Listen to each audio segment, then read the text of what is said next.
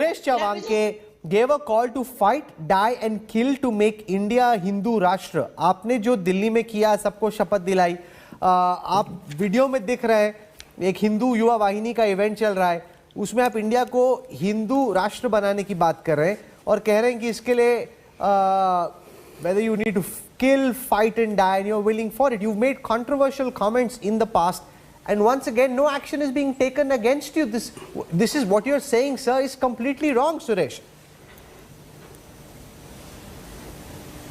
एक तो मुझे अब तक क्या चर्चा हुई और कौन पैनल में है कुछ पता नहीं है, इसलिए मैं अभी आपने जब मुझे प्रश्न पूछना शुरू किया तभी से उत्तर देता हूं। पहले तो आपने उसको इंग्लिश में गलत ट्रांसलेट किया है। मैंने हिंदू राष्ट्र की शपथ ली थी, ये कोई पहली बार नहीं ली। ये शपथ 26 अप्रैल 1645 में छत्रपति शिवाजी महाराज ने रायरेश्वर महादेव मंदिर पर ली थी, जबकि उनकी आयु 15 थी।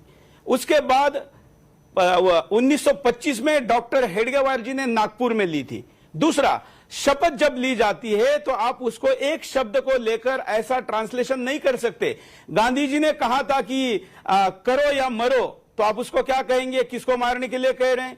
जब नेताजी सुभाष चंद्र बोस ने कहा था कि तुम मुझे खून दो, मैं तुम्हें आजादी दूंगा, तो किसकी गर्दन काटकर खून ले रहे थे क्या? उसका एक मीनिंग होता है। इतना ही नहीं, अगर आप लोकमान्य तिलक जी का कहेंगे कि स्वराज्य मेरा जन्मसिद्ध अधिकार है और किसी भी कीमत पर मैं उसको लेकर रहूंगा, तो आप किसी भी कीमत में मतलब क्या कहना चाहते हैं? मेरी पूरी शपथ में मैंने किसी मजहब का या किसी रिलीजन का नाम नहीं लिया है। मैंने कहा कि यह हिंदू राष्ट्र था, है और रहेगा और इस पर मैं कायम हूं। इसके पहले भी बोला हूं और यह बोलना मेरा अधिकार है। नहीं, पर इंडिया हिंदू राष्ट्र नहीं है। India is a secular country which gives equal space to all religions. क्यों नहीं? Whether it's because that's the way, sir, that's the way. मैं नहीं कह रहा, ये Constitution कह रहा है। ये आपकी राय मेरी राय वाली बात नहीं है ना, कोई सड़क पे लड़ाई थोड़ी हो रही है।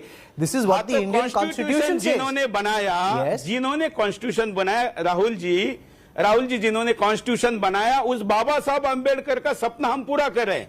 क्योंकि बाबा साहब अंबेडकर ने कहा था कि अंतिम मुसलमान पाकिस्तान जाना चाहिए, अंतिम हिंदू हिंदुस्तान में आना चाहिए, तभी मैं इस विभाजन को मानूंगा। ऐसा हुआ क्या? क्यों नहीं हुआ? मैं तो बाबा साहब अंबेडकर को कोट कर रहा हूं। उन्होंने क्या कहा था? और मैंने जब कहा है, मैंने हिंदू राष्ट्र कहा है। मैंने ये कहते समय किसी की गर्दन काटने की बात नहीं की है। ये कहते समय इफ में आप अगर मेरा हिंदी में पूरा ट्रांसलेशन देखोगे तो मैंने ये कहा है कि बलिदान देंगे हम अपने धर्म के लिए।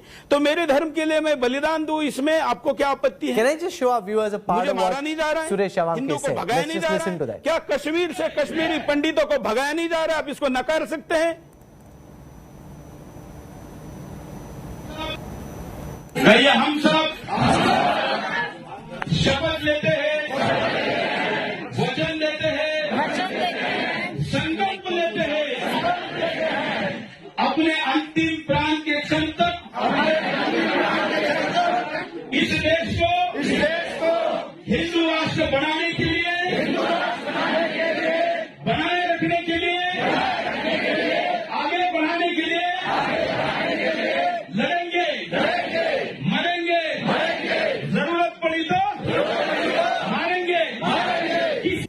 जरूरत पड़ी तो मारेंगे। What you're saying is very clear. ये अब आप शब्दों का हेरफेर कर रहे हैं। हाँ, तो जरूरत पड़ी तो मारेंगे। अगर मुझे कोई मारने आएगा तो जरूरत पड़ी तो मारेंगे।